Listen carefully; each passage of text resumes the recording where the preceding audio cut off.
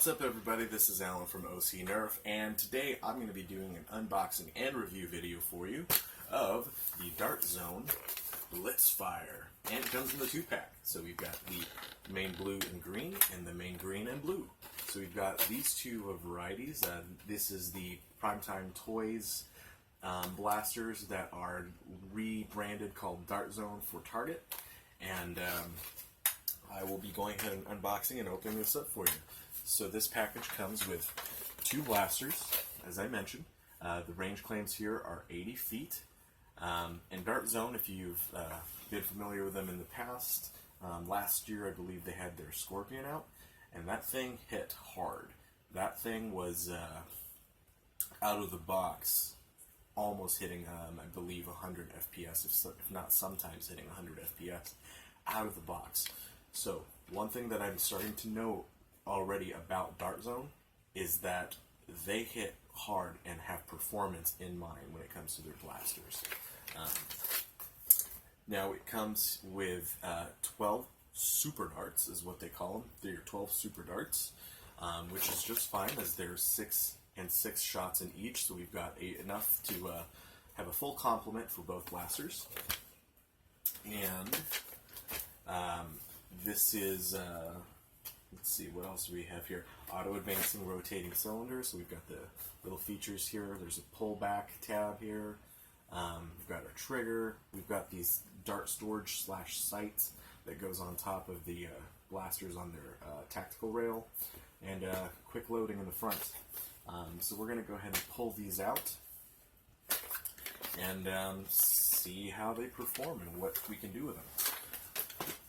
I used to collect swords as well as Nerf blasters. So we're going to go ahead and just pop this open. It's got some zip ties on it, which shouldn't be too much of a problem with this.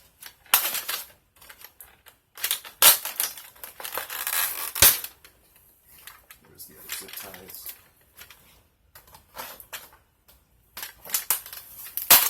Okay, I think I've got one of them out. Nope, still one more zip tie. So each blaster looks like they've got 3 zip ties each. I'm going to go ahead and take one of them out. I guess I'm taking the blue one out. Wow, that is tiny. That's really, really small. And it does, as it mentions on the box, it auto-advances. So every time I pull the trigger, it moves. Cool. Let's get one of these little, how does this work? These little dart storage flip-up sights.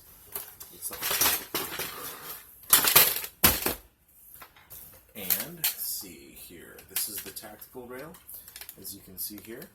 And I believe these just go onto it somehow. I'm going to try this without instructions, and then if I need it, I will use instructions. Oh, you know what? That's not where it goes. That is a tactical rail. That's not where these things go.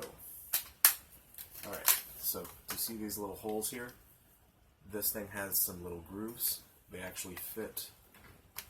Hopefully I'm doing this the right way. Actually fit right on top there.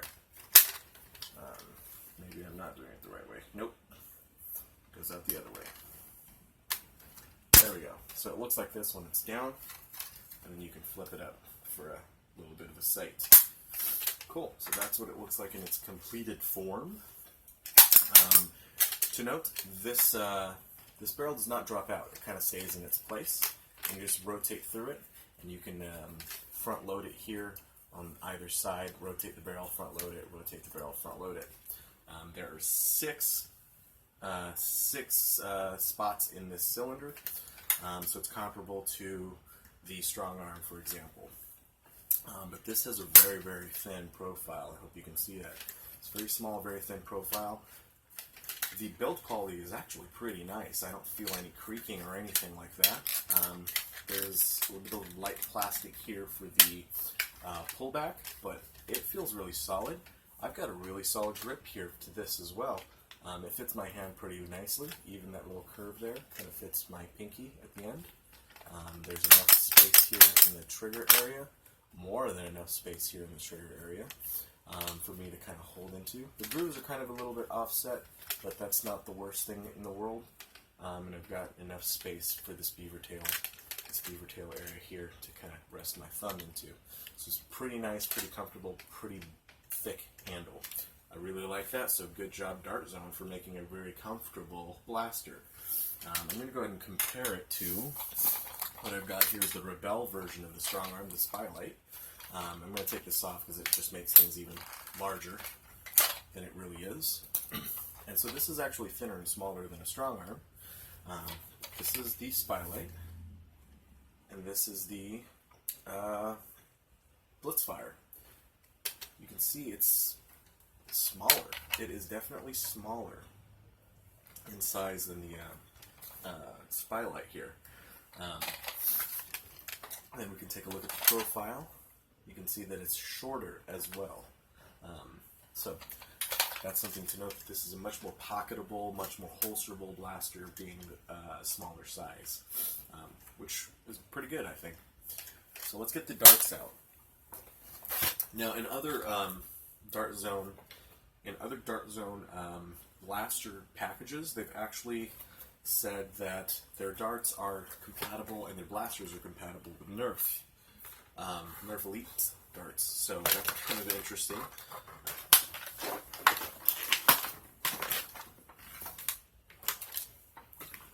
Okay. So we have got the green foam with a blue squishy tip on this dart, so you can kind of see it squish right there. We're going to go ahead and take a Elite dart to see how it compares. Let's take a look at, actually, let's compare it to these three, which I've got a Rebel Elite dart, and I've got a Busby long range dart. And let's take a look at the height. Height appears to be very comparable. Maybe a millimeter shorter, but not by much. Let's take a look at the foam density. Let's take a look at the foam size. It's pretty much the same exact size. Slightly thinner than the Busby ones, but even the Elites are slightly thinner than the Busby ones. And then taking a look at the inside, it's got a thicker foam, it looks like, than the standard Elites. Maybe the same, but it looks thicker to me. So overall, it's about the same. I will be doing a dart comparison to all of the darts at some point, including some of the off-brand ones, doing some weight, cutting it open and taking a look at it, so that video will be coming up at some point on this channel. And outside of that, it looks like it's pretty comparable. So I'm going to go ahead and load one up. So I'm going to load this cylinder all the way here. 2, 3, 4, 5, and 6. So there's our 6 right there. I'm going to go ahead and take a couple of shots with it real quick. So you can see, I'll do it with my left hand actually, this will be better. Wow, that hits hard. Not gonna lie, that was pretty impressive. Jeez. Okay, these things are hitting pretty hard. I'm gonna test something real quick. I'm gonna try to dry fire it. Yeah, that's what I thought. I don't hear nor do I see an air restrictor in here. It's pretty much, I don't know if you can see it in the camera here, but it's pretty much a solid hole all the way through. Actually, let's go this side. It's a solid hole all the way through, guys. You see that? Solid hole all the way through. There's no air restrictor here, so don't do that too much. And there's the flip up where you can store your darts just like this. So you've got storage for 4.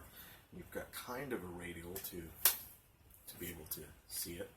I'm going to go ahead and put these darts, however, inside. Okay, interestingly enough, the Busby dart has a very nice tight fit, the Elite Dart has a much thinner fit. Let me grab another Elite Dart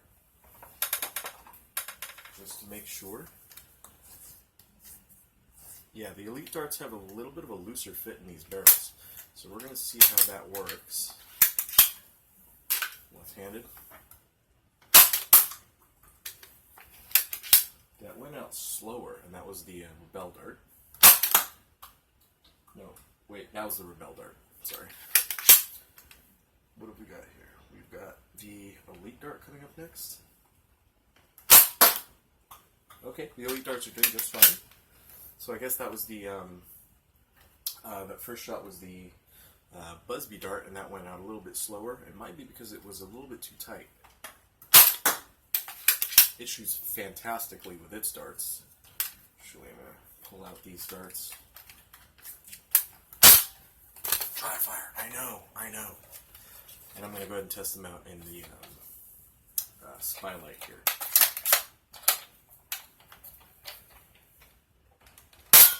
Whoops. Recoiled back. It hit a light. Oh, it hit a light. It recoiled back. Here we go. Yeah, they fire up just fine. This is so much weaker than this, interestingly enough. So this is pretty cool. What I'm going to go ahead and do is I'm going to go ahead and point the camera over at our target. And as usual to this channel, we're going to go ahead and do some range shots from about 20 feet. And we're going to try to see what kind of scores we get on the tech target. So I'll be right back. Okay, so we've got the tech target all ready to go on game 3. So our goal is to be as accurate as possible, going for the center spot of 20 points. The outer ring outside of that is 8. The one outside that is 4. And there's no points for not hitting the target. So we're going to see how well we can do. I've got the Blitzfire loaded up with its volley of 6. I'm going to also be loading it up with 2 of the Elite Darts, 1 of the Rebels, 1 of the normal standard blue, a Busby Dart, and 2 of the X-Shot darts as well, just to kind of see how they all play together.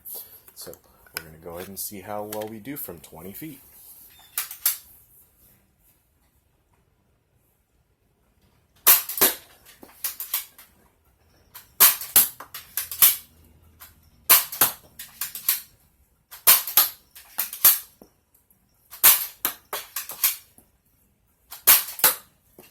Alright, those were the darts that it came with. They were kind of all over the map. And I was trying to keep it pretty level, aimed straight for the center of the target. So now we're going to go ahead and try it with the Elites, the X-Shot, and the Busby darts.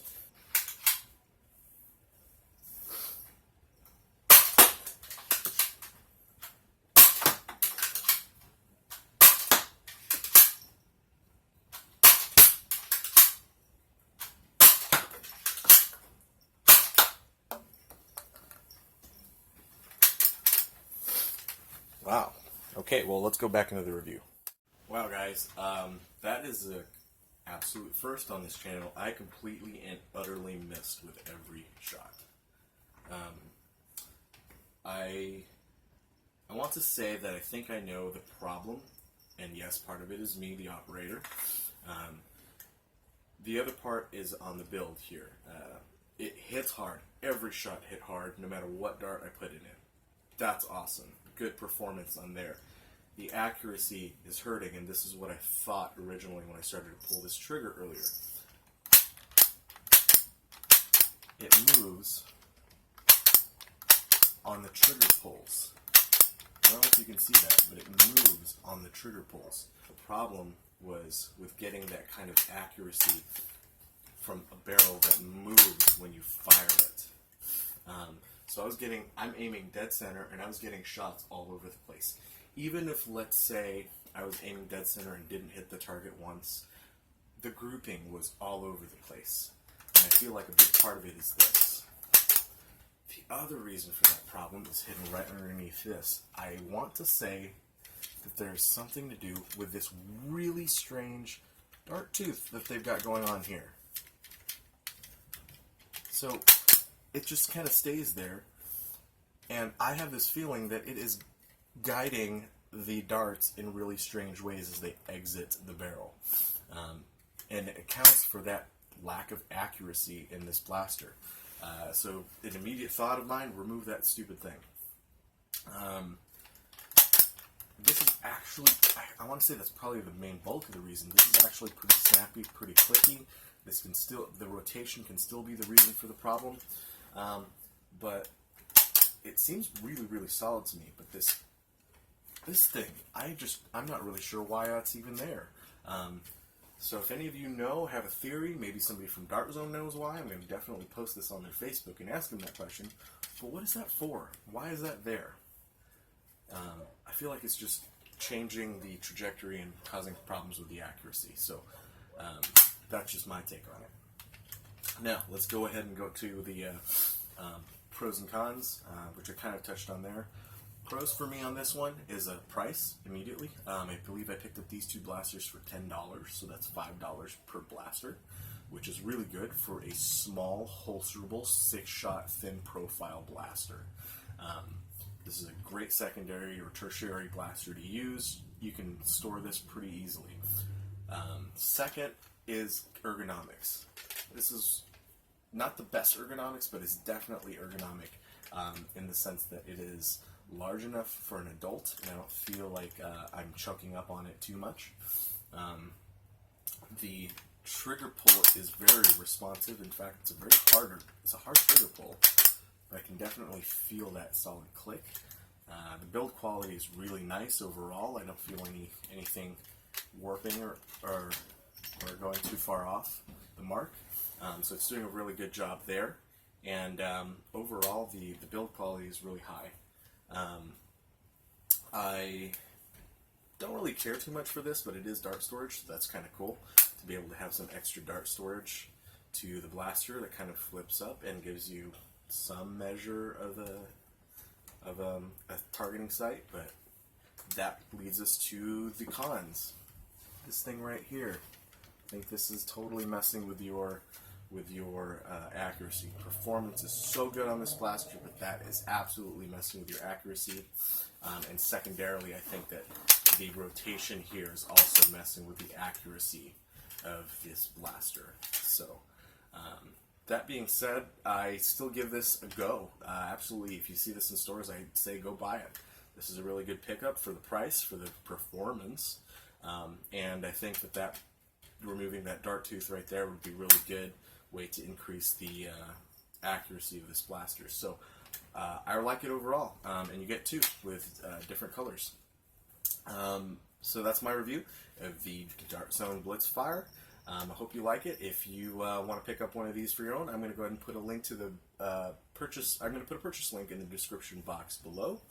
And if you have any further questions, comments, other blasters from the Dart Zone line you'd like me to review, go ahead and leave me a message in the comment section below. And as always, I hope you guys subscribe if you like this channel, and leave me a like on this video. Have a good night, everybody, and Nerf fun. One thing to note about this Dart Zone Blitzfire blaster is, as I mentioned earlier, what I thought these went on were these tactical rails up here, and that's not where they went. But I went ahead and grabbed this off of the, what is that called, Spylight, and lo and behold, look at that, it fits. It doesn't have the locking piece, but just letting you know that that does fit Nerf accessories pretty well, actually. So, alright, that's it for this review. Catch you guys next time.